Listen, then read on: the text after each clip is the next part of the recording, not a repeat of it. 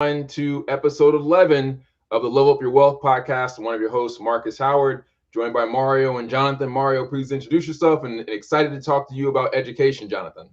Yes, education is the key. So Mario Payne in beautiful Jacksonville, Florida. It's beginning to look a lot like Christmas, but it's not snowing here, but we will still take it. Jonathan, I'm pretty sure Hawaii, no snow over there either, is it? No, not quite. Although it's winter season now. It's like 80 and overcast, and it's pretty chilly. Like I wore a long sleeves shirt yesterday, so it's cold for Hawaii. Yeah, but it's pretty awesome. Thank you, everybody who's joining us online. Let us know where you're tuning in from. If you're tuning in from Hawaii or Florida, where Mario and I are from, or where we both live, or anywhere around the country, around the world. We're excited for you to be a part of this conversation as we discuss the future of education. I've known Jonathan now, I think, like 8 years, maybe going on 10 years. I mean, definitely from Atlanta. You and your brother, Project MQ days, all the GGDA stuff. I mean, probably 8-10 years going on now. Yeah, I'd say so. Yeah, and we both know Kat. I think, was it Nicholas? Yeah, Kat DeShields at she was at High Res, and now she's at Shell Games in Pittsburgh. Yeah. Ooh, and you go ahead. Okay. Now I'm looking at the chat. So we have Williamsburg, Virginia, probably a little bit chilly there. Puerto Rico is probably beautiful with Puerto Rico, I'd imagine. Okay. Yeah. That's cool. Awesome. I recognize those names. Lem, Denise, they're actually students of Game Dev HQ. So thanks for showing up, guys. Oh, there we go.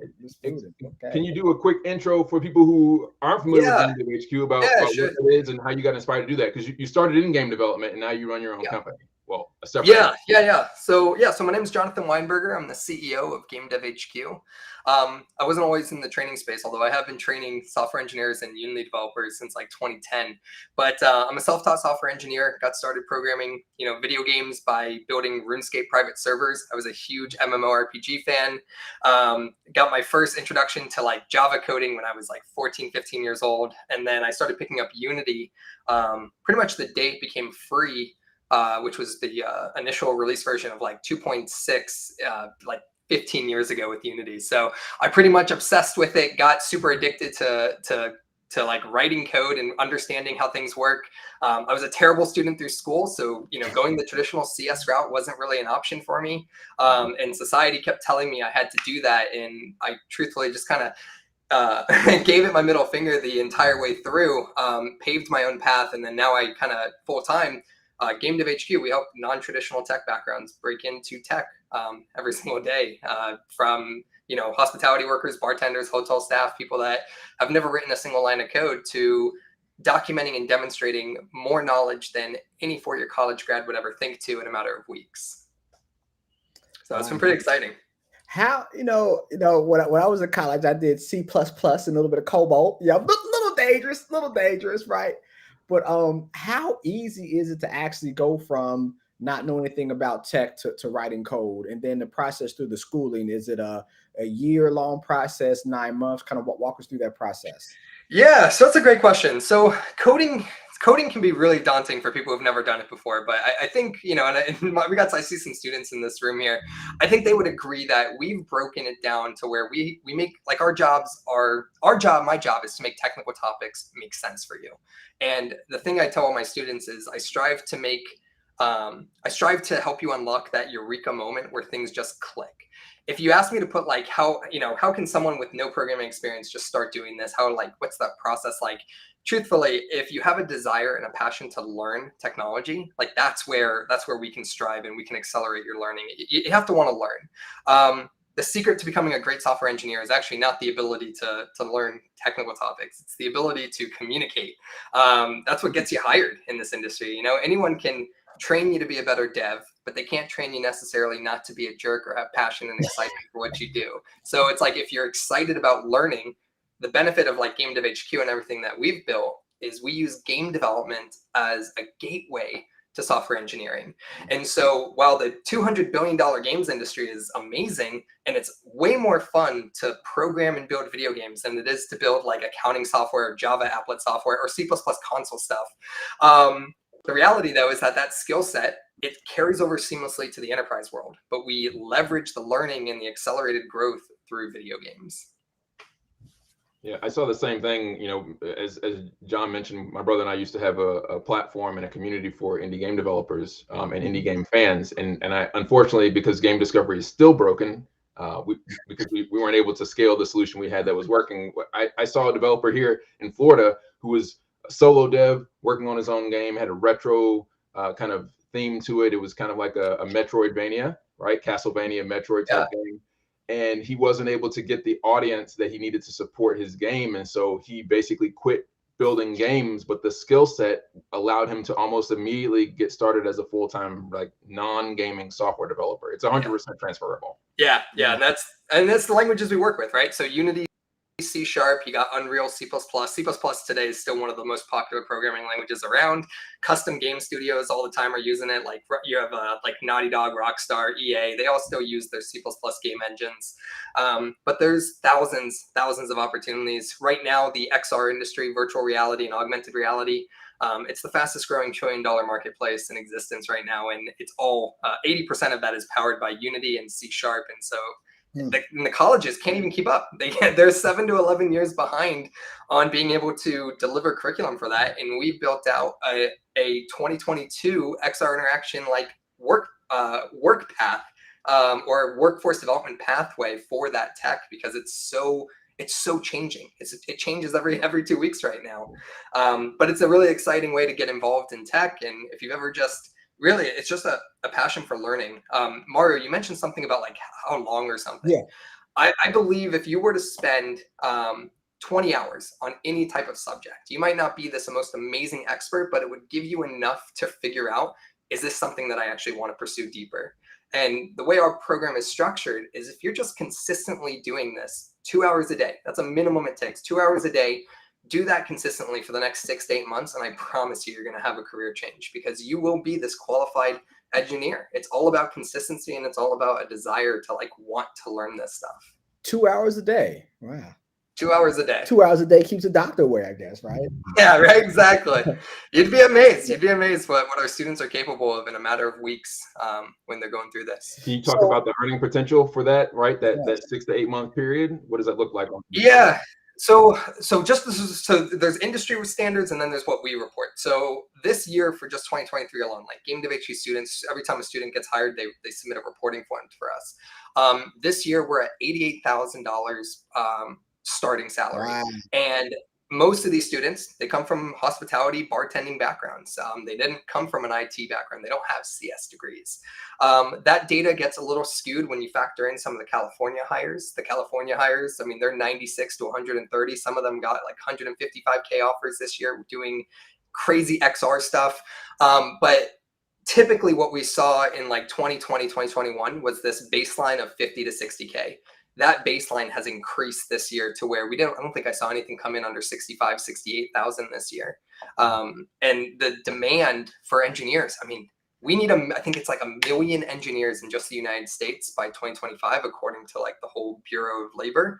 And then we track ourselves the metrics, and it's sad that LinkedIn like blows us out every month, and it's December, and I think the hiring tones down, but consecutively from January to like September, we saw almost 300,000 jobs combined for C# and C++ developers. And the code you write in Unity and code you write to create virtual reality experiences or video games, it's the same code that Walmart, UPS, AT&T is using in their backends. It all carries over seamlessly there. So it's a huge market opportunity. So and a little bit biased. So my alma mater, Tennessee State, I actually serve on a foundation board. So definitely support your university, support the foundation, pay it forward to the students. So okay, I'm biased. But so you said schools are 7 to 9 years behind. What do they need to do to be caught up? That's a great question. What do they need to do to be caught up? So one, I think they need to start hiring more actual industry people. People that are actually on top of this stuff. Especially, right now there's a huge shift to get coding into schools through esports and things like that. Like we've talked to Marcus and I, and we work together with Isaiah, with Alperian. we have talked to many middle schoolers and high schoolers and even elementary schools where they're trying to get esports and coding into the classroom. And the problem is that the teachers have to learn this stuff to be able to teach it. And they don't really want to learn it half the time, or they're not capable. I mean, I've been teaching English for 20 years and now I'm being told I have to teach Python or something like that. That's a challenging thing to do. At that level, that's challenging. I don't think the industry, like I certainly wouldn't. If someone asked me, hey, do you want to come teach like a bunch of high schoolers how to code in the classroom? I probably would, or say I don't want to do that either. The colleges, it's no different. The professors that we're seeing here, I mean, they're just reading off of other people's materials. They're not really the ones actually authoring this curriculum, which is a big shift in what we're doing in 2024, where we're releasing textbooks on this stuff. We wrote the book on how this works, whether it's C++ for game programming or C# for Unity engineering. Like our instructors and we have, I'm biased, of course, but the instructors at Game Dev HQ, like we poached the master trainer from Unity specifically to help us lead not just the Unity track for 2024, but also the C++ Unreal track, because for those who don't know, Joshua Kinney, not only was he the master trainer at Unity for like 7 years, but before that, he worked for a company called Digital Tutors, which got acquired by Pluralsight like 10 years ago, where that was the only place to learn Unreal development in C++ back in the day. And so we're now kind of revolutionizing the education space with this whole new curriculum format. And until the colleges are going to invest the way I'm investing to make sure that we're training the best engineers, they will continue to forever be behind because they just don't have the resources. They have, you look at any CS college in America, they have 12 other degree programs that are outside of computer science. How could they possibly focus on the latest developments to Unity, the latest developments to XR, Unreal, and the entire games industry as a whole? They don't have the resources to. Wow. So from a scaling standpoint, so how long has your university been, and like each year, how many people that came into the program, graduated, kind of talks about the scaling of your business? Yeah, so it's a loose word. So we're not a university. I have to make sure we say that. We're not a university. Not a university, although that is looking to change. So we are actually filing right now for to be a licensed authorized school and accreditation program here in Hawaii, which would actually be nationally recognized if that goes through. And we're very hopeful because this new initiative that we're doing with our textbook stuff. I mean, it's the most scholastic collegiate stuff we've ever released. And the goal of everything we're doing is to truthfully, I want to put every CS college, they have two choices: either stop offering CS programs or buy and license what we do, because we actually enroll. We speak to so many college grads who have CS degrees, whether it's a master's degree or bachelor's degree, and the quality of the education there is not in line with what you actually need to know to get hired today or tomorrow. So when you talk about like graduation rates, so we're a small school still. We started back in the pandemic, back in like 2020. We've enrolled over 460 students. The current metric of how we measure is based on doing the program as designed. There's a lot of things that students have to do to meet that metric. But if the student does exactly what we need them to do, about 95% of them are fully placed into an engineering role that's greater than $50,000 or more in a 6 to 8 month period. And then if you go at it full time, we've had people who are even, people get hired in like 6 to 8 weeks sometimes. We've had students within 12 days. They go through our career prep and they came to us because they had like 7 years of engineering experience before us. And as soon as we just get our hands on their LinkedIn, that's it. The job offers came in and flooded them and they got hired. That's the number one thing that there you go. So Denise, I just saw that message pop up. Many students, and like I don't want to name drop any colleges on here, but I will tell you, look up any CS college. I've guaranteed you, I've talked to almost every single one of them. Students of those colleges have become Game Dev HQ students, and we have then taken it further to get them upskilled with the knowledge gaps they're missing and handling the career placement side of it to actually get them placed. And it drives me up a wall because some of these degrees are costing $60,000 to $130,000 for a 4-year education, and that student feels like they need more training. Yeah, right. It doesn't make sense. So my whole thing for 2024 is to, truthfully, I would like to, I would like to put all the CS colleges out of business. I don't need to charge $80,000 for a 4-year degree. We have a program that's 8 months in length that will be released in 2024. It's about 8 to 12 months. And the mission at Game Dev HQ, like our core value, is to train the best software engineers on the planet. And through that, we change lives. Yeah. And we're piloting some of that over in San Antonio. Jonathan and I are working on a program where the Black and Hispanic San Antonian community is able to basically upskill themselves to raise themselves out of poverty, off the welfare system. So there's a grant program. The city has elected to create kind of a special tax to fund this program, and we're able to provide that at basically no cost to the student, to shift them from working 2 or 3 jobs, and nothing against people who work in fast food, but like 2 or 3 jobs, flipping burgers, still not making enough to support a family, to having a family sustaining salary. And then that's a win-win for the city, right? Because if you're making $50,000, $60,000, $70,000, $80,000 a year, you're now paying taxes from your purchases, which ultimately goes back into the city. Yeah. So we're really excited about that, having a meaningful impact, and also fixing the part of the problem with the tech pipeline. There's a tech pipeline, kind of talent pipeline issue into both the tech and the gaming industry. When you look at these larger organizations that don't have kind of percentages of talent that represent the wider US population, one of the main excuses or reasons they state is that they just don't have access to the talent. So if we're able to fix that side of it, then we can get more people and more diversity into the workforce. So another question, Jonathan. So I'm an employer, right? And a person goes to a 4-year university and then uses your curriculum. I'm not asking why, but why would they pick a person using your curriculum than a person who went through a 4-year degree? Do you see any biasness between employers, or let us know why they would pick? I know it's working, but just tell the people why they would pick your curriculum instead of 4-year university. I think it comes down to, let's assume. So in that scenario, that's assuming a college has licensed our curriculum. If that's the case, it's not any different than what Game Dev HQ is doing, except for the fact that where colleges will continue to lose for the rest of the life is they will never be able to get away from general education. If they want to offer associate's degrees, bachelor's degrees, masters, and PhDs, by law, the DOE is going to require 40 to 60 hours of education or general ed. So you have to take your humanity courses, your science, your arts, and things like that.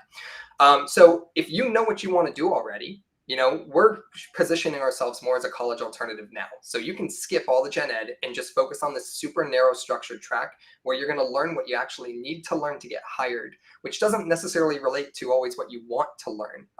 Like on our platform, you're not going to learn to create racing games or RPG games. It's not my job to show you how to build those games. It's my job to teach you what it is to be a software engineer, teach you what you need to know so that you can get hired. And then if you want to go make those games, fantastic. You're a software engineer, go do that. Mm-hmm. Now, when you look at like the comparisons of, and it goes all the way up the chain from the worst CS college in America to even what I would quote the Ivy Leagues.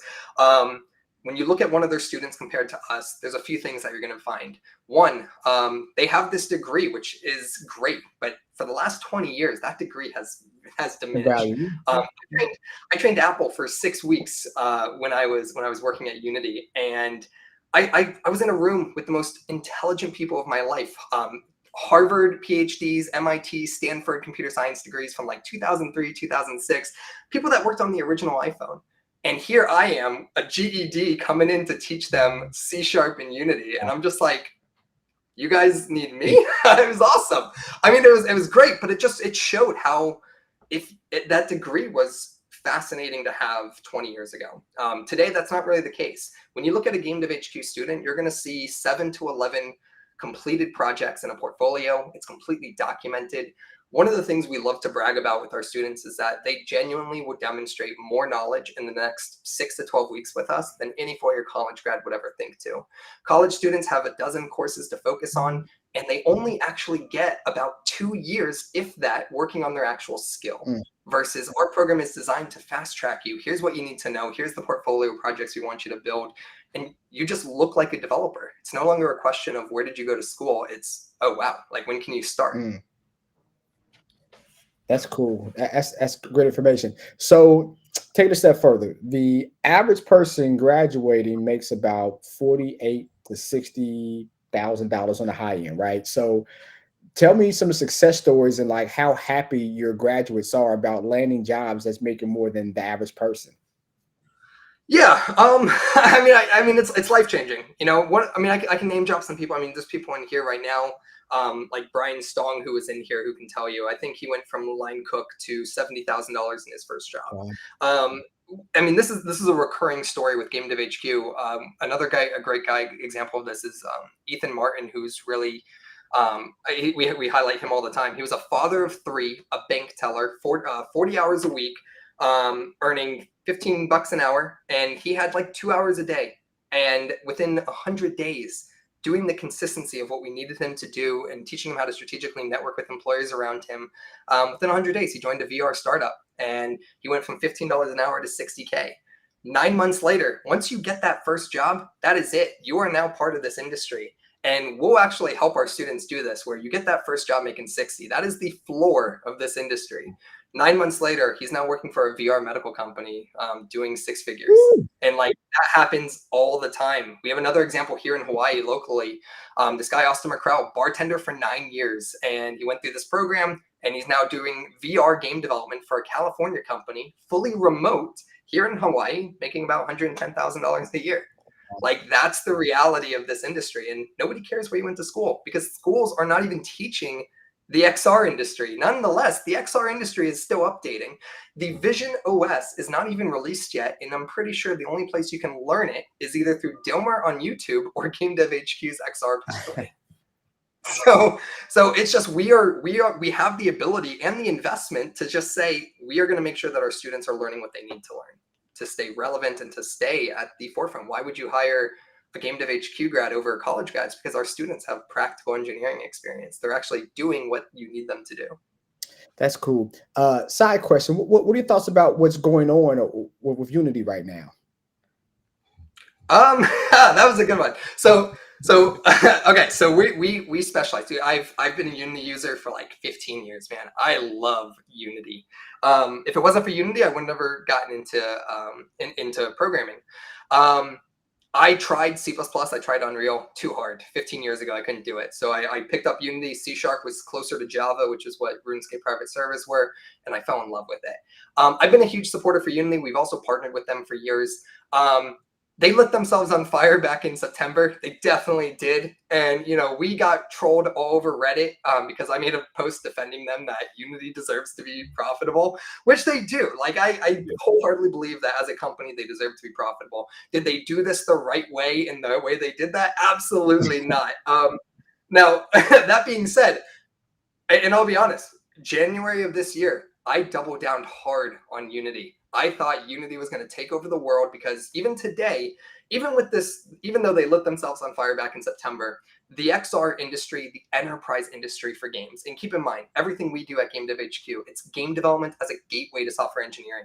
The $200 billion games industry is nothing compared to what we actually have access to. We have access to a $1 trillion marketplace when you look at just Unity and the beyond games industry. And I'm talking everything from film to automotive to architecture, engineering, construction, simulation, the medical. The entire metaverse is built with Unity, and that is not going to change. Specifically because those licensing changes that everyone got upset about, it doesn't even affect the enterprise industries. It only affects mobile games and big publishers.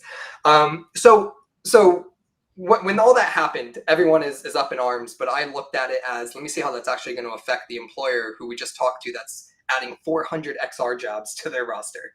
No effect. No effect. If that affected it, then I'd be like, huh, okay, interesting. Yeah. But I will say, not in support of the changes they made, but I recognize that I don't really care about the changes and how it impacted the games industry because I don't get my students jobs in the games industry. If they want that, it's available.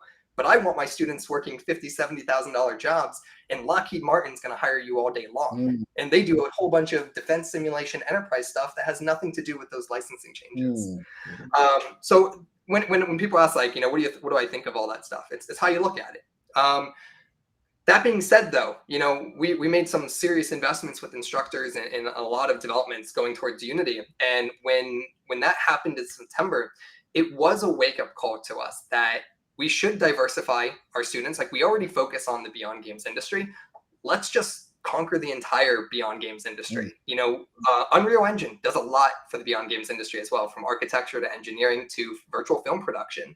Everything from Mandalorian and movies today, Unreal is the leader in that space, and it's going to stay that way because Unity just canned the entire live team that they had, which was working on all their virtual tools. They also just dropped the Weta digital tools.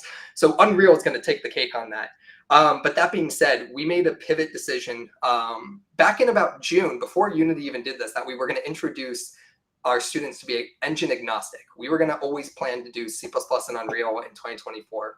The announcements that happened in September just fast-tracked it to what we're doing now. And then we just took it a step further, where I never really cared about how the colleges are doing what they're doing. We get students that graduate $60,000 to $80,000 in debt, and then we help them get hired in 9 weeks.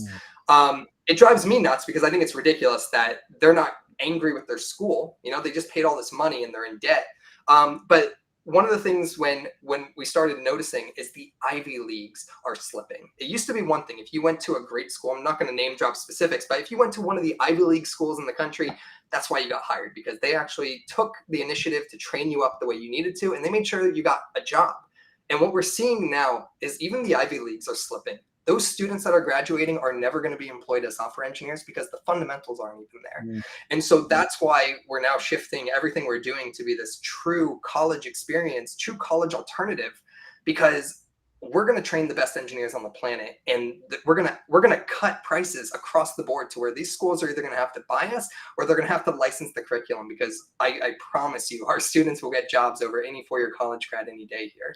Yeah. So and that's great information. From a business model standpoint, your hope as you continue to scale is to license it out to other colleges so that they can be ahead of the curve and you can bring in more people and help. Is that, from a business model standpoint, the way that you're looking at it? So, I mean, it's an option, right? Like, I'm more so interested in just being acquired by like a game dev college or something like that. Hey, like, go ahead and like, go ahead and acquire us. But we're going to be in a position now where it's possible. You know, I don't think there's even a university still in America where the professor actually wrote their textbook.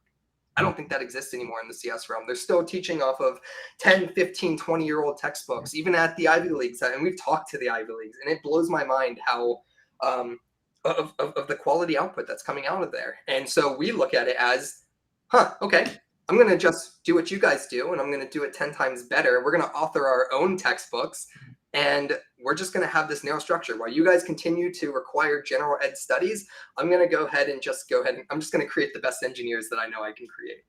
Yeah, I saw recently, I'm not going to name the university, but in this past week, I saw a major university in New York announce that they are launching a game dev program starting in the spring. And in that process, you know, I adjunct teach esports at a HBCU. The accreditation process takes like 18 months from we want to have a program offered to students to like the students can take it. It's 18 to 24 months, right? And as Jonathan said, like this space is evolving at breakneck speed. So how is it possible for something that you authored 18 months ago, and then the student takes 4 years to get through the program to take that one course or those set of courses? So now they're like 4 to 6 years removed from the thing that was authored, that it's still relevant and useful and makes them competitive in today's marketplace. Yeah, and we're seeing more of that, right? So we're in the category of coding boot camps right now, but we're a little bit different, where many coding boot camps, they're 16 to 24 weeks, super intensive, 60 to 80-hour weeks. They don't fit the schedule of someone who has a busy schedule, versus we designed our program to fit the lifestyle of someone really busy, and just that simple dedication of 2 hours a day, we can change your life. That being said, though, in 2022 alone, I haven't seen the numbers for this year, but 2022 alone, there was over $1 billion worth of acquisitions across the board for coding boot camps. And what we saw is those coding boot camps, some of them got acquired by other code schools to grab market share, but also we saw a lot of community colleges picking up coding boot camps, and now they're offering their technical degree programs through the boot camps. So you can actually go to that boot camp, and then they're going to give you, let's say, 20 credits towards their CS degree that you could apply towards like a 4-year degree. That is an absolute reality of what could happen for Game Dev HQ. We don't need to be bought to do that. We can do licensing agreements now with those universities. It's just a matter of why. like why? And I've been in education. I do a lot of things with education here in Hawaii, and I've been invited to a lot of. There's only 4 colleges here, and I've been invited to a lot of the panels there where they bring in industry and education, and the goal for them is to figure out, how do we keep you for 4 years?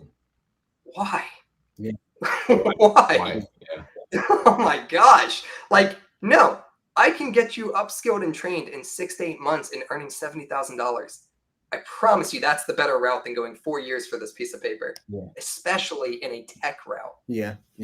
And I would agree, again, biased because I serve on the foundation board of my alma mater, but definitely, I can definitely say school for me was more about relationships, being in social settings and things of that nature than more like, I mean, I have my own investment firm. Like, I didn't learn how to run an investment firm in college. It was more just like the social aspect of it. So definitely, if a person's going to tech route, they're able to kind of cut costs and then fast track to a job. I think that's wonderful.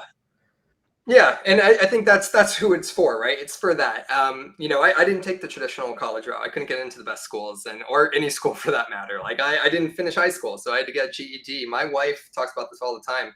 She had that traditional college experience. She did 4 years at University of Florida. She did her master's at Emory. She got her 2 degrees before I ever got one. And she talks about that all the time. Is you missed out on like your college years, and I think Gary Vee talks about this all the time. If you have the means to go to college, fantastic. Go enjoy your 4-year vacation, because that's what it was. And I met her when we were in college, and that's what it was. I got to hang out with her and all of her college friends and do all the college things. So I didn't miss out on that, but I didn't have it myself. And I recognize that that's the one thing I'm missing. But I also recognize, I've talked to so many people that they don't want to go to college. Their parents don't want to send them to traditional schools. They don't like what's happening with the pricing of college, and they don't like what's happening with just in general the climate of schools and college these days. So they're like looking for alternatives. We have so much interest right now from just early high school career seekers, homeschools, where we're looking for a new way for education. And also, I don't want to spend $80,000 to send my kid to college. Yeah. You don't have to with us. Yeah, not expensive. All right, so we have a question from Mr. Hernando. All right, so he said from YouTube. Oh, we got YouTube, LinkedIn. Okay. All right, so what I've noticed is that even if you have study courses as the GDHQ course, companies and recruiters are really afraid of giving a job to a junior game developers. What should a junior do? Yeah, so something like that, it comes down to documenting your experience. Take away the guesswork on whether or not you're qualified for the job. One of the ways our programs, our students do this is by documenting their experience. So we have a whole proven process for how this works and how it's even possible, 2 hours a day. And the way you do it is you learn the material, you implement, and then you document it. That concept of what is it? See one, do one, teach one. By you demonstrating your knowledge, you're taking away the guesswork on whether or not you're qualified as a software engineer. Show the employers that, hey, I'm the most passionate, driven individual on the block right now. Look at any 4-year college grad, and I promise you, they're not documenting anything until they graduate with a degree, and then they finally create their LinkedIn and say, I'm open to work. Yeah. Versus our students, you can have an entire backlog of the last 130 days of what you've been working on and showcase that.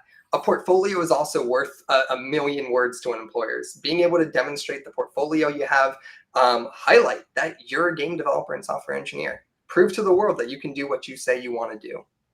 Take away the guesswork so that I can then focus 80% of that interview on, are you a culture fit for our team? Because that's the thing that's going to get you hired.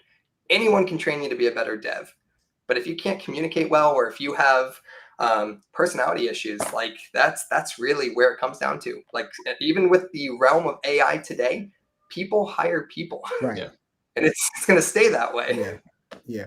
So I know that is a sore subject for developers is AI, and it's going to take over my job. So what are your thought processes? Do you think AI is a helper, is a hindrance, and what do you see the industry because of AI over time?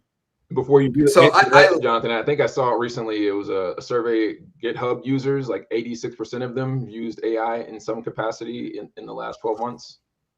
Yeah, yeah. I'll be honest, I love it. I don't recall the last time, we teach our students to use Google to solve problems and research and things like that. And part of being a great software engineer is the ability to debug and solve problems by asking the right questions. Once you know how to ask the right questions, AI is invaluable. I use ChatGPT all the time. I don't think I've actually used Google to solve a coding problem in like 2 years now. ChatGPT is just that good. It's not about telling ChatGPT, hey, how do I build this game mechanic? It's about, I know how to solve that problem and I'm running into an issue and I now have an engineer to talk to. It's almost like this rubber duck effect. So engineers all throughout, I know everyone, all of my engineering friends, whether they're at like big companies or small companies, they're using AI on the job. They have a true rubber duck to talk to versus before. You had imposter syndrome. I got to go talk to someone else about the issue I'm having. And then this might be something super simple. AI has the ability to just help you identify what you're missing. So using it correctly, it's invaluable. I do not agree that it's a good tool to learn coding with because it takes away a lot of things that you don't have from a critical thinking point of view. Okay. And I guess from a critical thinking standpoint, like you need that when it comes to creating code and having missteps, identifying what those missteps are. Yeah, 1,000%, right? It's all about, and that's what a core of our program is. It's how to think like a software engineer so that you can break down a game mechanic or problem to its smallest form and start building it up from scratch. ChatGPT is not going to be your problem solver, all know-how. And if you rely on it for that, then you're just taking away the knowledge that you would be gaining. But once you have that ability of, I'm trying to do this thing and it might not be working correctly, ChatGPT is excellent at being able to read something and explain the behavior of what's happening, and it can give you ideas on how to correct it. It also could, for example, there might be something that you might have some code that's not functioning the way it should, and you're looking at it, it's not giving you compilation errors, but you're like, this should be doing what I'm doing. And then you give it to ChatGPT and you find out that there's some deeper like topic related to the programming language and how it works on why it's behaving the way it is. So it all really comes down to like being able to ask the right questions, not just rely on it to, hey, build me this game. Because if you do that, it's going to give you a bunch of code, but if you didn't learn anything from it, it's not really the most valuable tool. So on the opposite side of that spectrum, like the fear is that you might have a company with 20 software developers or 20 software engineers, and now 2 of them can just do ChatGPT in a small amount of time and then eliminate those 18 other jobs. Like, do you see that happening, or do you think that's a farce? So for our industry specifically, engineers are always going to be needed. And we're engineers, like engineers is a very diverse like field. And it's why it's important to have diversity and inclusion throughout the entire engineering field. But is AI going to essentially, let's say I had 20 engineers, will ChatGPT make it so that we only need 5? I don't believe so. If anything, it's going to allow all of the engineers collectively to work faster and more efficiently. So we're going to have greater output than ChatGPT, or we don't need this much overhead. I think together it would have there would be efficiencies with AI. It's not going to say, if we had overlap to begin with, that means that there was a hiring problem to begin with there. A great example would be like Grand Theft Auto. They got like 1,000 developers that work on that game. ChatGPT is not going to make it to where they don't need 1,000 developers. They're still going to probably need those 1,000 people. Okay. It's all about project scope. They're just going to, I guess, be more efficient and have a more productivity in that same time frame. Yeah, I mean, so a great example of this is when I was working for an AR startup like 10 years ago. What used to take us 8 hours to debug and think through and scour the internet can now be solved in about 20 minutes through ChatGPT. Wow. That's the serious power of it. Does that mean that we should just fire lay off the other engineer? Absolutely not, because there's still the value of both of us problem solving together. But also, you know what? Hey, I don't need to take away your time to work on my issue, so you can keep working on whatever your thing is. Okay. Jonathan, you made a great point earlier about people asking you in Hawaii, how can you help keep students enrolled for 4 years? And I would have asked that question back over to Mario. Since you work in the foundation, maybe you can't speak to this.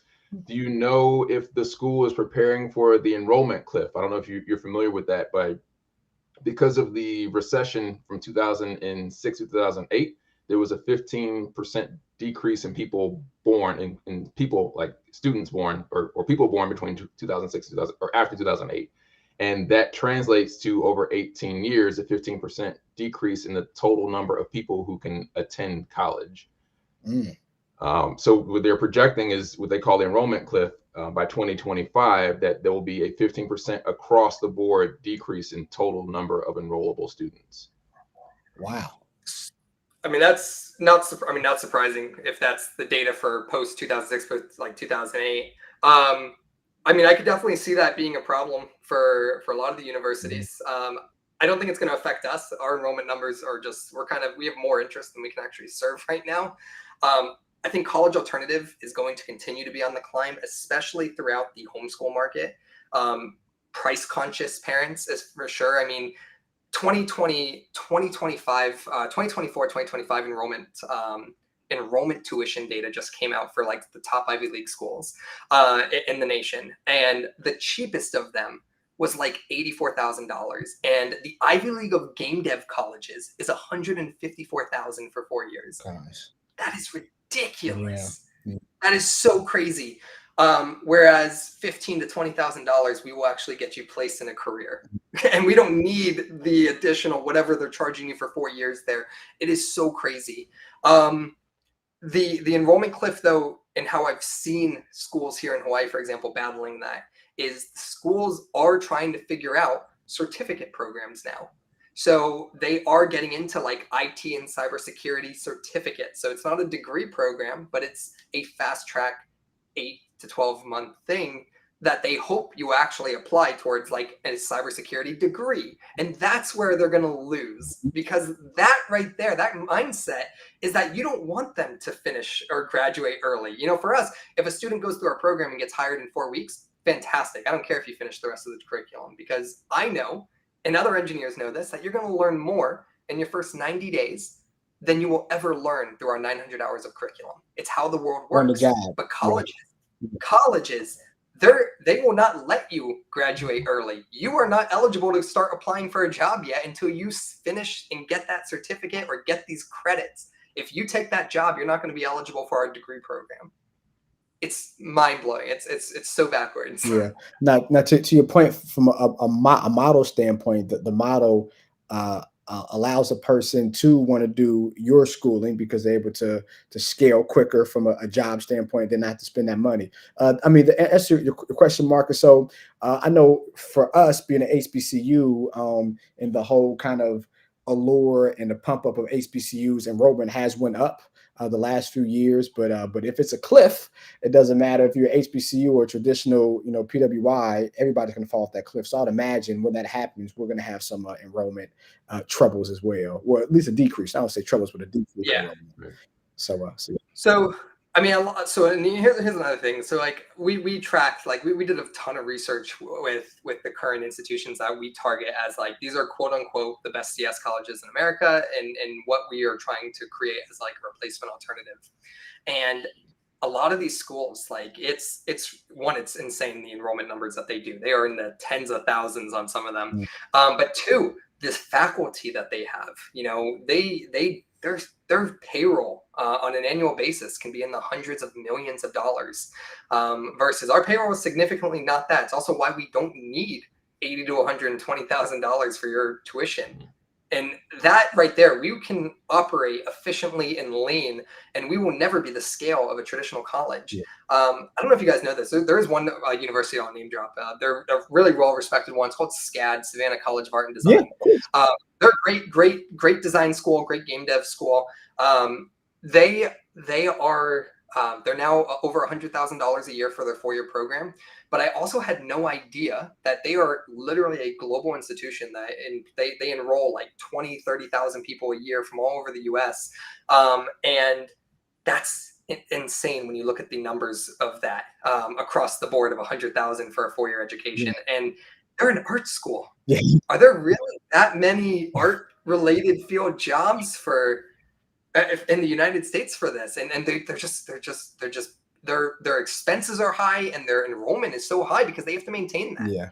And we're looking at it as for at least the CS ones, we can scale efficiently, and we will never be, and that's why we're going through the licensing process now with the whole accreditation stuff. I don't want to charge $80,000. I don't want to put someone in debt for the rest of their lives. I don't need to. We can operate at scale efficiently at a 15 to 20K price point, cut the entire collegiate system, what the market says tuition is, and we'll just continue getting our students jobs and focusing on that outcome. Yeah, and you guys don't have the overhead either, so I'd imagine it's fully remote. Yeah, we're totally 100% distributed across the U.S. Yeah, and I would think like no paper books, everything's digital. So I mean, from a cost standpoint, you probably are very, very lean. I'm not asking about the books, but I mean you're very, very lean, I imagine, when it comes to schooling, correct? Yeah, exactly. I mean, and it's a hybrid experience of real-time services and technical coaching to on-demand course generation. So I don't need to have a building or a thing like that. You're not going anywhere. I don't have a ton of faculty that have to handle and grade. We have a lot of processes in place that are really just efficient, to where as the school grows, we just hire more technical coaches, which can even be promoted from internal students that graduate, to promote like that type of community. And then there's just, it's really curriculum, it's, if we wanted to go super hard in just creating new curriculum, staying current, it's adding on XR experts, it's adding on iOS experts. The way it's working right now, though, is it's super lean and it's super efficient. The LMS platform handles everything. We have a whole bunch of data analytics that we use to track everything. It's in no scenario do I see us having an overhead of payroll expenses specifically where we operate nearly at the cost of a university. Yeah, there's just no way. Yeah, overhead's expensive. Again, having said my own firm, I definitely understand to the point, like the past 2 years, the hires we have, we've been just all remote, all virtual, just to keep the cost down and provide a better service to clients. So I don't know if I'm being trolled, but I had a question. How does exercising in the morning help you progress? So do you talk about that in your curriculum? I don't talk about that at all. My wife tries to get me to run in the morning, but I'm gonna be a question for you guys. And I used to exercise in the morning. I didn't exercise, so you're definitely trolling me right now because I was a bad person. I hit the snooze button a few more times this morning. So my 1-year-old's like 35 pounds. That's all the exercise I need is trying to get him back and forth across the house. That's awesome. So what it goes, I know we just asked a lot of questions about the school, but this is amazing stuff. So give us a 3-year, 5-year, and 10-year outlook. 3-year, 5-year, 10-year. That's a good question. 3-year, 5-year. I would say definitely, just from a 3-year point of view, having everything that we have available for licensing to schools across the nation, because we're going to severely undercut them all, and they can either adopt our curriculum or buy us. And until they make one of those options, we will continue to just undercut tuition costs across the board. We are heavily shifting to, we love working with adult learners. Like that's where the impact is really like life-changing. People who've never made more than $30,000 in their life going to work for like Niantic and make $80,000. I absolutely love that. It's what's kept us going for years. But where we see a huge opportunity right now is with the younger markets of like early high school career seekers, homeschool markets. If you ask me, like over the next 3 to 5 years, like we will have more of that, where our program is being more structured to mimic a collegiate route, so that we can actually offer, hey, for parents, this is a 1-year structured program, and here's all the things that we do to support to support those students and things like that. Adult learners never going to go away. We're always going to support them. And then the 10-year route is really to be acquired. My passion in everything we do is to train the best software engineers on the planet. I love coding, and I love helping people understand how to understand code and write code from scratch. And until I lose that passion, which I doubt I will, I've had it for 16 years now, I'm going to continue just training the best engineers on the planet. And I work with amazing people, where like our tuition, when people look like, what does $15,000, $20,000 go into? It goes into investing into the best mentors and career placement advisors that money can buy, because I want to make sure that my students are the best when you compare them against any 4-year college grad in existence. And so that takes people who dominate in their industry, whether it's from a resume writing point of view, whether it's from a games industry mentor point of view. It's working with the best people. That's awesome. And it kind of piggyback, you said like the early learners, specifically high school, even middle school. Like, is it something that you think you might tap into that market to kind of do some kind of soft curriculum to kind of get them involved more, so that they can grow and then just go and use the university, or you think you're just going to continue to help like the adult education route? And I'm sorry, Mario, you're gonna have to. I was looking at the side of the eye of my comments here. Please repeat that question. Yeah. So you talked about just briefly about like the high schoolers, the early education. So is that something in the future you might write some curriculum for like the middle schoolers and the high schoolers, something that's hands-on and softer, or you're just going to continue to concentrate on the adult education route? Yeah, so yeah, it's a good question. So that's what we're currently doing. So we work with like Isaiah's team, and what we're doing with Marcus with like Alamo. We have a high school program. It's K-12. Okay. It's called our K-12 program. It's for 9th, 10th, 11th, and 12th. It's a full 9th, 10th, 11th, and 12th 2-semester based program that's actually live and operating in schools. And that program is designed for those kids to have two options when they graduate high school. One, they'll receive a scholarship to join Game Dev HQ as a college alternative if that's the route they want to go, or we want to help them get into the best CS program in America. And we'll help you because they're going to have 4 years of coding experience in high school. I guarantee you by the time you finish college now, 4 years from that point, you have 8 years of experience. You're a senior engineer. You should be making $100K out the gate. Or you can start making $60,000, $70,000 after high school. It's really optional for you to go to the universities and colleges if you don't want to.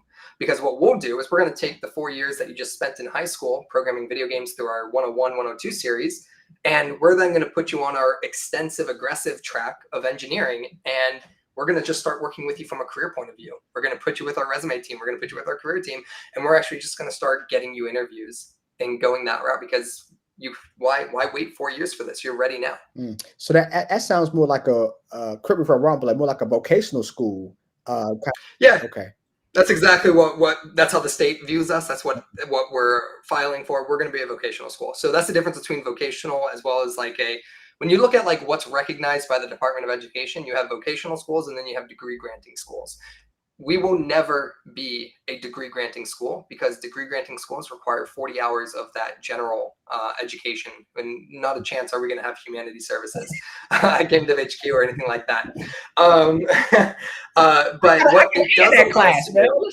Exactly, yeah. We're not teaching natural history or English at Game Dev HQ. What it does allow for though, so what we're going for is accreditation as a vocational school.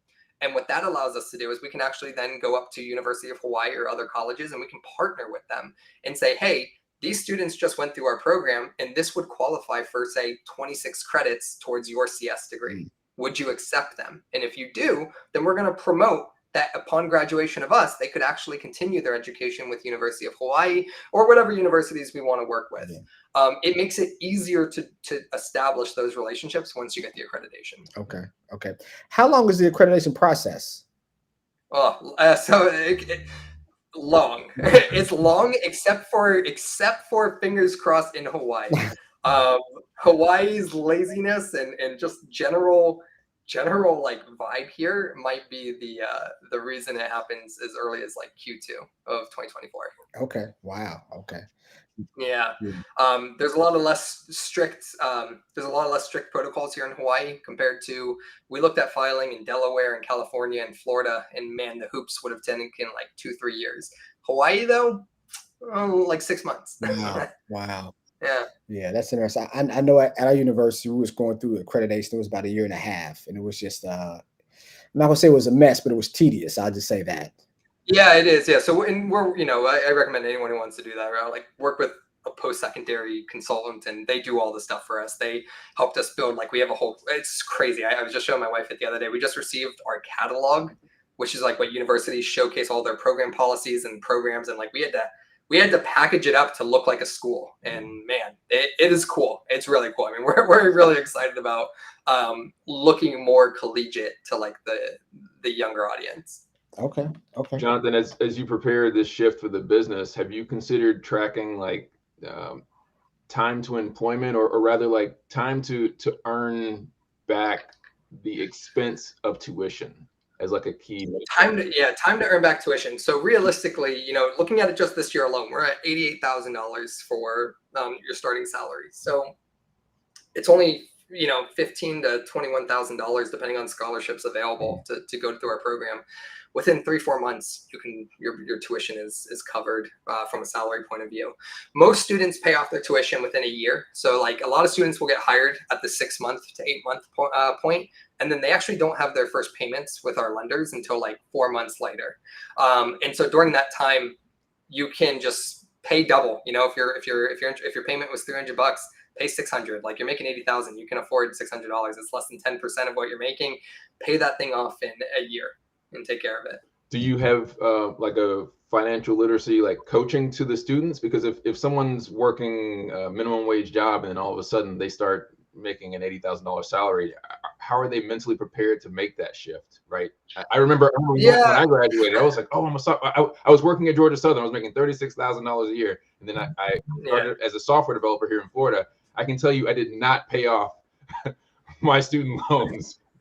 Yeah, I mean, our enrollment conversations like encourage it, like, because otherwise the interest can be, especially now, market conditions now are insane. I actually very much am angry with like the lender process right now because the loans are predatory. The ones that, especially when the interest rates are as high as 20%, that's ridiculous. And like now you're being gatekept from upskilling unless you put yourself in a crazy amount of debt. So we always express like, hey, focus, do this right, get hired, and pay this thing off. All right, we have students who can pay it off in a year, 2 years, pay it off, avoid all this interest, make it so that you only paid $15,000 to $20,000 for this program. And then the ROI is infinite when you're in this field. I mean, ideally, you're going to be in this career field for the next 25, 30 years. And your floor is at $60,000 to $80,000. We have some students now who've come back to us and said, I think our highest earning student is $240,000 as a VR developer for a Miami like architectural firm. Like that is crazy. Yeah. And so like that's the reality. And this is someone who came from never making $60,000 in their life. And so now they're making all that money. So what do? We don't necessarily have anything to prepare them for that much money. But he's debt free. Yeah. So that's one of the perks of it right now. And then at that point, I would recommend what you guys do, right? Teaching financial literacy. I think it's so important to have that. Spend responsibly. I mean, there's many people in the finance realm that you'd be able to talk to. I don't know where you guys stand on like the Ramsey guy. I don't remember his first name. Is it Dave? Yeah. Dave, yeah, okay. Dave, and there's certain people, I look at Dave and I'm just like, I'm not that kind. He doesn't want me eating out 5 times a week. And sometimes I like to eat out 5 times a week. And Dave Ramsey doesn't want me paying with a credit card, but I have the responsibility of I'm going to pay off my credit cards every month in full. Right. Do we teach that to our students? No. My job is to train you to be a software engineer. What you do outside that realm, I'm gonna say check out Marcus and what Mario's doing over here. Yeah, it's funny you said that. I was actually, that's why I laughed. I was actually a Dave Ramsey endorsed financial advisor for about 3 years because like assets I manage and things of that nature, and he's Christian, and I name of my practice Tones Financial, so it's Christian based from a name standpoint. But philosophies are different. Like to the point, like he doesn't want you to eat out. Nothing against him, it works, but like not eating out. I'm big on using credit cards because I love the points. Like I fly everywhere for free. The points, my wife is the points queen, man. I know how it goes, and everything goes on a credit card because we want the points. And Dave Ramsey's all about don't do that, don't do that. So it definitely got to the point. It's not my expertise to tell people how to manage their money. Yeah. So it got to the point that's like, you know what, Dave, thank you for the referrals, but we just don't align. But to that point, though, I mean, I do have my own investment firm, so we have an offline conversation about building some curriculum, something that we can definitely talk about in the future. But I was running the numbers, right? So if a person on the low end makes $60,000 a year, right, it seems like it's about a $240,000 kind of difference over 4-year time period, right? Because they have the $80,000 that they don't have to pay from a college standpoint if it's $80,000 over 4 years, right? The first year, we're not going to count that because they're paying, but then if they make $60,000 over 3 years, $60,000 in their pocket, that's $180 plus the $80 that they're not paying from a tuition standpoint. It's about a $240,000 difference. Just kind of rough numbers. Am I about correct with that? Yeah.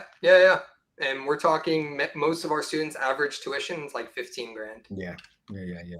I mean, when we look at it as we could absolutely be charging more. We've had students who graduate $31,000 coding boot camps and then come to us, and we're just like, how are you not? Why are you not angry? Yeah. And then they go through our program and we get them hired in like 6 weeks, because most people, what they're missing is they're engineers. Like in engineering, training you to be an engineer is the easy part. It's the career aspect, and it's amazing how many people get this wrong.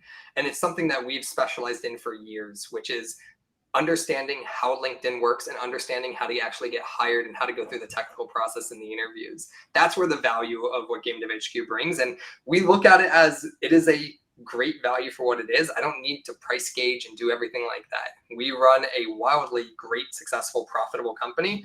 And my goal is to keep it affordable so that we stop putting people in debt. My entire team is filled with many who have kids who are homeschooling right now. And they're like, we love Game Dev HQ and everything we're doing in this direction because we don't want to send our own kids to college. Like, it's $80,000 to $100,000. They want their kids to go through Game Dev HQ because they're going to graduate debt free. And we have some kids right now that are in our program who are 15, 16 years old. Their parents put them in while they're in high school. And these kids are insanely good engineers. The day they turn 18, they're going to make $60,000 out of the gate. But on top of that, let's say 2 years from now, they're kids. They can change their mind. They don't want to do this anymore in 2 years. That's okay. One, their parents only paid like 12 grand for this. So that's equivalent to sending your kid to gymnastics for 4 years. Parents are happy. And worst case scenario, let's say the kid doesn't want to do computer engineering and things like that. That's fine. They have an incredible skill set to fall back on if whatever they want to pursue doesn't work out. They will always be able to come back to engineering. And that muscle memory, just like when you haven't gone to the gym in a year, that muscle memory is still there when it comes to programming and problem solving. Debugging as a universal skill can be applied to so many different industries. So it's an amazing fallback opportunity for those kids. So the parents, your kid's debt free. And if he wants to go explore something else, great. And if he wants to come back and do this, fantastic. We'll absolutely support them in getting a career with this. Jonathan, do you have students also as a third option, or maybe fourth? I'm losing track of the numbers now, but instead of going through the professional degree route, like leave and then maybe start their own businesses, have you had any success stories about that yet? Yeah. So we do have a few students who have gone on to they start their own, quote unquote, they start their own indie game studios. They've released games. We have students who have released dozens and dozens of games. Has anyone been successful in terms of they created the next Crossy Roads and made millions of dollars and things like that? No, that hasn't happened. But what does happen is, we've had stories of fathers and sons doing our program where they started up their own indie company and they're making games together and they're just the happiest as can be doing that. And then a lot of them, I was working on my indie studio and that actually led to me getting a job at Bethesda. That happens. Yeah. So it's all a stepping stone. For what we do and what we encourage, go work for someone else and get paid and make your game on the side. Nobody says you can't make games on the side. You're going to be paid professionally to get better at the tool that you're going to use to make video games. Go do that. What's the most common job your graduates have? Is it building websites? I know you talked about the architect. What's the kind of most common jobs that they're being hired for? Yeah, the most common job is virtual reality, augmented reality, enterprise development. So they're working for companies throughout the DoD, whether it's Lockheed Martin, Raytheon, Northrop Grumman, Booz Allen Hamilton, L3 Harris. These guys are huge employers of the Unity pipeline. We have a student that's doing stuff at Jaguar right now. The entire automotive and medical industry is exploding with AR and VR. That's the fastest route to take. If you go into VR, which is it's the metaverse, build metaverse technology, build the metaverse. There's billions being invested in that territory. And so it's the easiest route to go. The second route would probably be related to mobile games. And then you're looking at, PC and console and things like that. Okay. So I'm gonna say old school, but the 5-10 years ago, I get a software engineering degree and I'm going to build websites. That's out the window now? Yeah. So what we do is we train desktop and mobile XR software engineers. And then what you're referring to would be considered web stack developers. So full stack, front end, back end. We are not training full stack developers, which is what you would build websites with. Okay. We train mobile and desktop console developers. So they're creating applications that for example, Like they're creating applications that you would use on your computer, not necessarily through a web service, like how Restream.io would require a full stack. That's what other coding boot camps do. A lot of them do that. And they focus on things like frameworks like Vue.js, JavaScript, Python, even your Angular JS frameworks, your Ruby on Rails, all that stuff. That's the web technologies. We focus on C#, C++, Unity, Unreal, real-time 3D environments. Okay. And I don't know if Lem was a student, but he said he had an interview with Johnson & Johnson VR last week. So. Oh yeah, he did. Yeah, he is a student. I think Lem also, if I'm blanking on him, yeah, he just had an interview with J&J VR last week. That's cool. Yeah, I mean, you name it. Every, and J&J is a big medical pharmaceutical company. Everyone is experimenting throughout their R&D departments right now with virtual reality. But yeah, Lem is a student, and I don't know if Lem also just had like an interview with Meta not too long ago. I don't recall if it was him or we just had like 6 students go through interviews with Meta. So question is, how is Johnson & Johnson, who makes like Colgate and baby wipes in the virtual reality space? Like it's interesting. Yeah. So they're not just in they're not just in like Band-Aid and toothpaste and all that. You know, they're a huge conglomerate, right? So they got a whole bunch of things, but specifically they do a lot of medical testing and medical, I believe, medical equipment and that stuff to train people on how to use it. There's a huge demand right now for actually creating virtual reality content or augmented reality content to service and train on those machines. From a storefront perspective, I know CVS has experimented with this. I've seen Hershey's, like chocolate company, do this.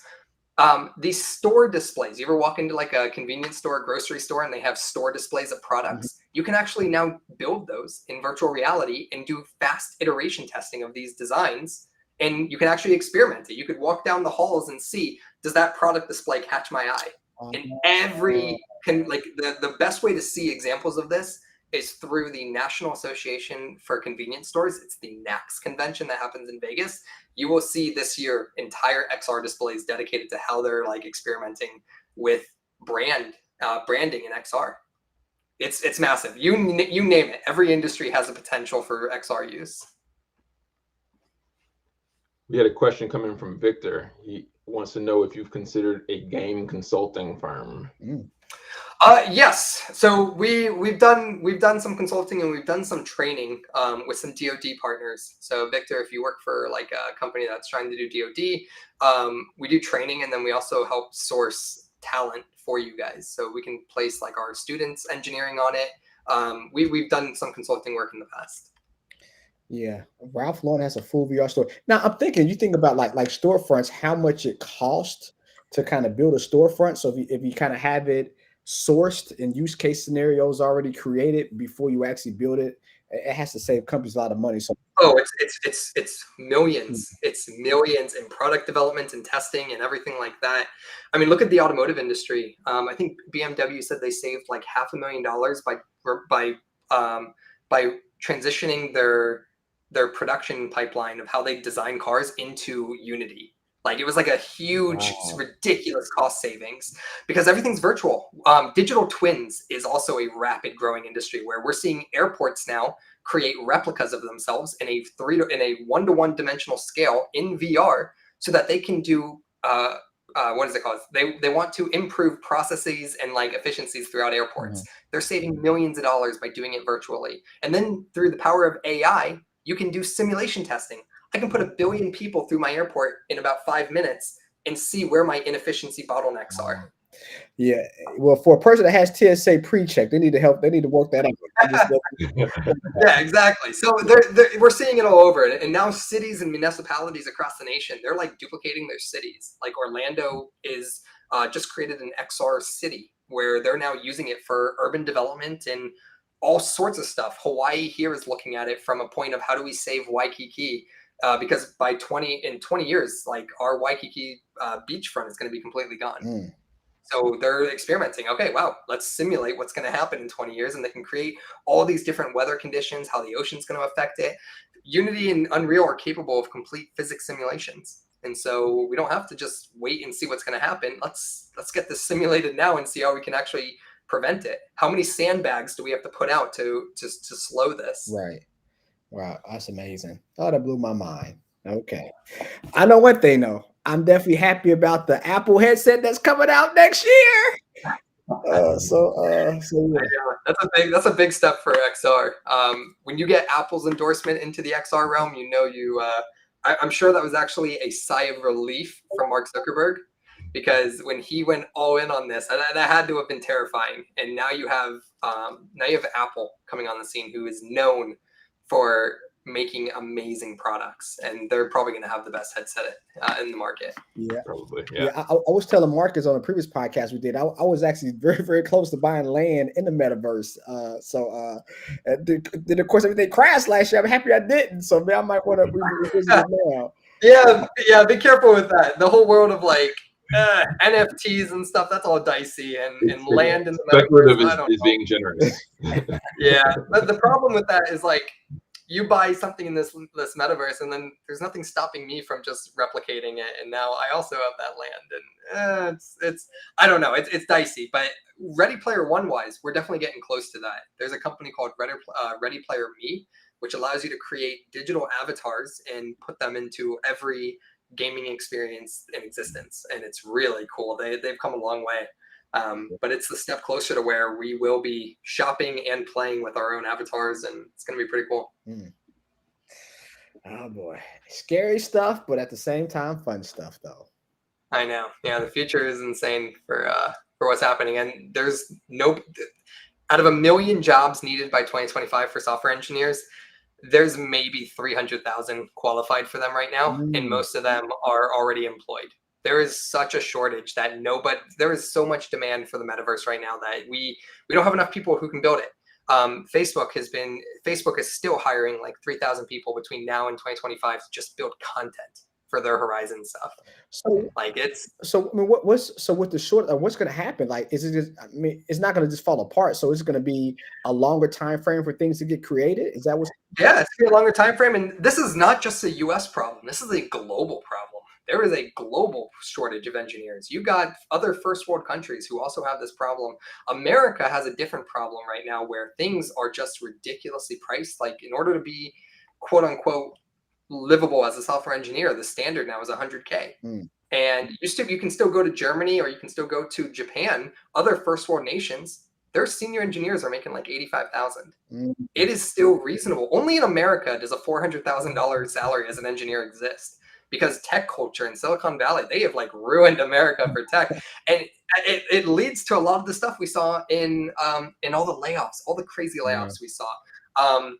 For the first time ever, we saw engineers. It wasn't really this year. This year, the games industry had some crazy amount of layoffs, but it's usually not the engineers that are getting let go. I think it was either at the beginning of this year or late last year, there was a wave of layoffs in tech. It was like 40,000 tech workers or something like that. And Google was even laying off, Google and Amazon were both laying off engineers who've been there for like 20 years. This is the first time where we saw significantly senior people getting let go. And it's because these senior people are making over $1 million as engineers, when the same guy in Oklahoma or gal in Oklahoma will do that job for 80 grand. And within 2 years, they will be just as good as that guy who's been doing it for 20 years. I promise you. And so that landscape is changing. That's why remote work is taking off. I have a student who lives in Tulsa, Oklahoma, and works for California companies, and he makes $110,000 a year. Like, that is a sweet gig all day long, because in Tulsa, Oklahoma, you can buy a house for under $100,000 still. Very few places in America exist like that. And I don't know what's going to happen with our salary ranges. Right now, the entry level salary is starting to approach like 70,000 as a baseline. Where in Japan and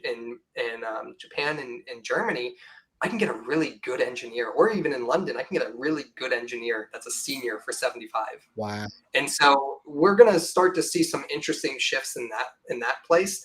But nonetheless, we need 1 million engineers here at home in America by 2025.